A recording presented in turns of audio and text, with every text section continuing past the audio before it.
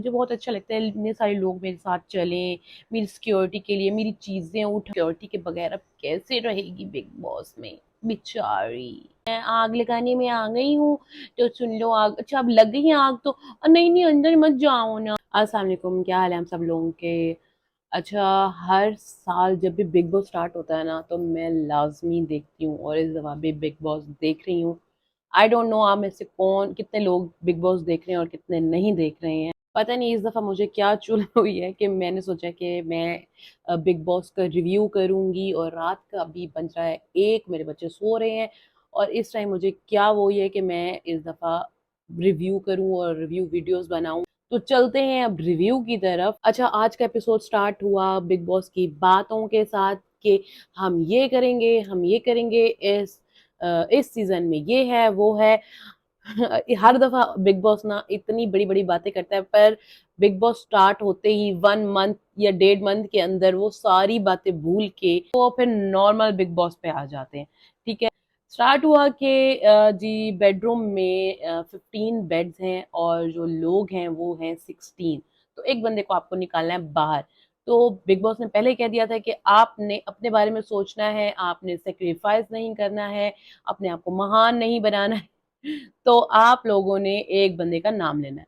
तो सबने नाम लेना शुरू किया। पहला नाम आया नतालिया का। आई डोंट नो बेचारी का नाम क्यों आया है। एक बेचारी बाहर से आई है जिसको कुछ समझ नहीं आ रही कि हो क्या रहा है। उसको कह रहे हैं कि जी तुम बाहर सोगी। आई डोंट नो क्या हुआ जी। इस बात पे मृदुल ने कहा कि नहीं नहीं, ये तो हमारे यहाँ की गेस्ट है, तो इसको बाहर कैसे सुला सकते हैं। कोई बात नहीं, मैं सो जाऊंगा ना, तो मुझे तो आदत है, कोई बात नहीं। उसको हालांकि महान नहीं बनना चाहिए था, लेकिन ठीक है, वो एक देसी बंदा है, वो बाहर एडजस्ट कर सकता है, और वो सो गया बाहर। और किसी ने कुछ नहीं कहा। हाँ जी ठीक है, ओके जाओ जाओ, हमारे संग से तो जान छुटी ना इस बात की। जाओ तुम बाहर सो जाओ। फिर आया जी रात का टाइम। रात के टाइम मुझे इतनी हैरानी हो रही थी अमल को देख के। मैं एक तो पहले हैरान थी कि वो आया कैसे है यहाँ, और फिर उसको देख के हैरानी हो रही थी कि क्या ये वही बंदा है। एक तो उसकी हरकतें नहीं खत्म हो रही, वो एक क्या लेके आया जो फेस पे लगाने के लिए। उसके बाद फुल रात उसने स्नोरिंग की और सारों को उठाया, किसी को सोने नहीं दिया। उसके अलावा अमल का मुझे ये लग रहा है कि वो सिर्फ अपने आप को पता नहीं क्या क्लियर करने के लिए आया है, कि उसकी स्टोरीज खत्म ही नहीं हो रही।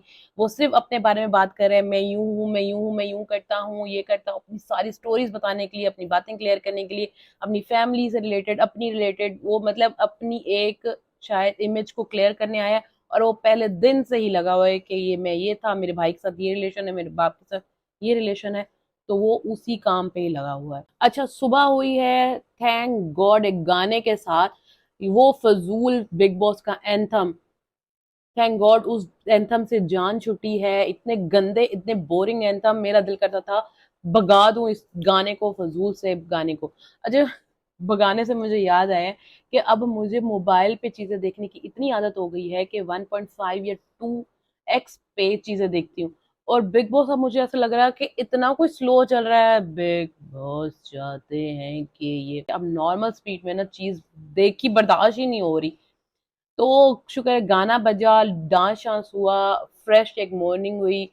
और अब अल्लाह करे कि ये जो है गेम्स का भी सिलसिला पहले के जैसे शुरू हो जाए, जैसे गाना वैसे पुराने बिग बॉस के थीम जैसे आया है, गेम्स भी वैसे ही हो।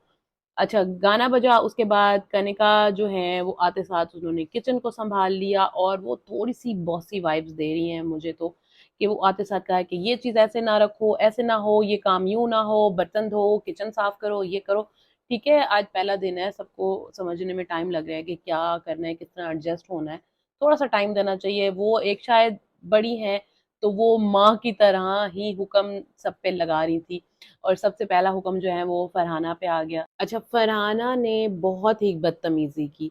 मुझे नहीं लगा था कि एक बड़ी हैं, ठीक है, अगर आपको उन्होंने कोई बात कह भी दी है तो कोई बात नहीं, आप मान ले, चुप करके सुन ले, पहला दिन है। पर वो बहुत ईविल है भाई। वो जिस तरह से देखती है ना, यूं करके जैसे वो अपने आप को इतनी बड़ी कुछ चीज समझती है और बाकी किसी को कुछ नहीं समझती है। और उसको कह दिया तो बहुत ही कोई गलत काम कर दिया, तो उसने बड़ी बात का मतलब पतंगर बना दिया। एक फरहाना मुझे बहुत ईवल लगती है, और एक तानिया बहुत मुझे ईवल लगती है। तानिया मेरे अल्लाह क्या चीज है, वो कोई पटाखा है। वो अपने आप को तो कोई चीज ही समझती है, वो क्या है क्या।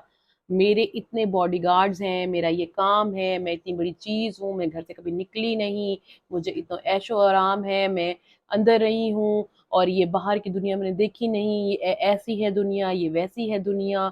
हमें अपने साथ बॉडीगार्ड लेके चलना बहुत अच्छा लगता है, मुझे बहुत अच्छा लगता है। सिक्योरिटी के लिए मुझे ज़रूरत तो नहीं है, अभी कुछ हुआ तो नहीं, लेकिन हम वेट थोड़ी कर सकते हैं कि हमारे साथ कुछ हो जाए। मुझे बहुत अच्छा लगता है इतने सारे लोग मेरे साथ चलें, मेरी सिक्योरिटी के लिए मेरी चीजें उठाएं।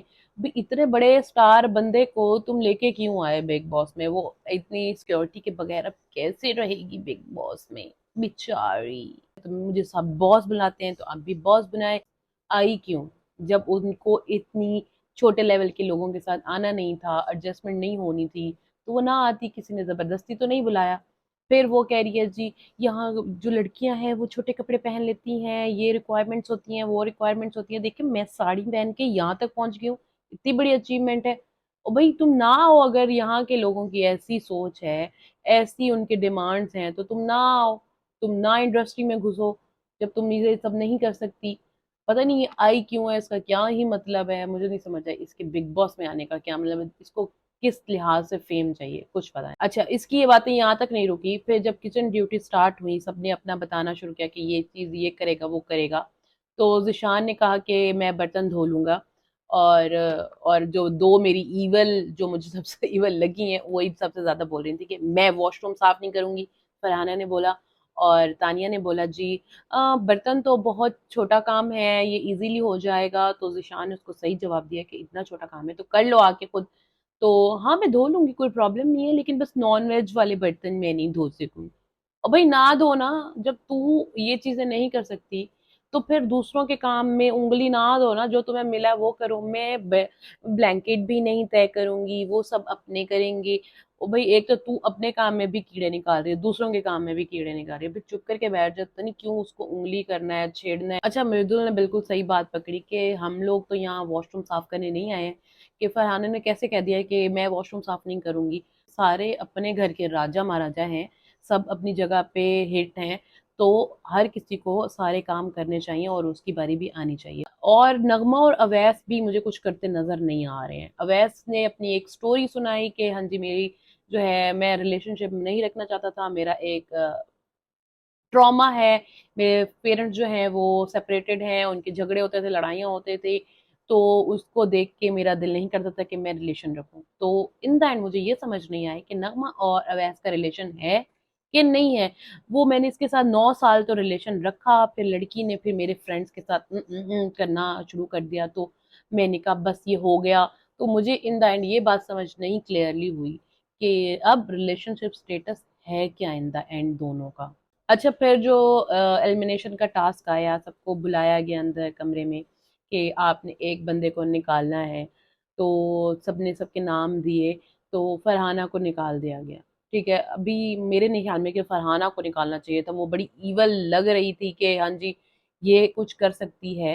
तो उन्होंने उसका नाम कैसे ले दिया, हालांकि मैं दो तीन लड़कियां जो पूरे एपिसोड में नजर ही नहीं आई, कि कहाँ ना नगमा नजर आई और दो तीन जो नए चेहरे हैं जिनका मुझे नाम भी नहीं आता, उनको निकालना चाहिए था। अच्छा, बाद में बस्सी का एक वैलिड पॉइंट था कि हमें मृदुल को निकाल देना चाहिए था।